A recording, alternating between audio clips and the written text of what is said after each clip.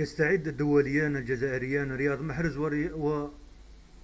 ورياض بودبوز للمواجهة المرتقبة بين فريقهما الأهلي السعودي والنادي الأخدود. وستلعب المباراة يوم الخميس القادم ضمن منافسة الجولة الثالثة من دوري روشن السعودي.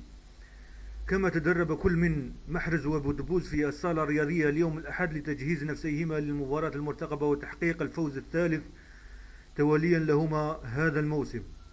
وحقق الأهلي انطلاقة جديدة بعد عودة المنافسة الرسمية والتحاق النجم الجزائري محرز بالفريق السعودي.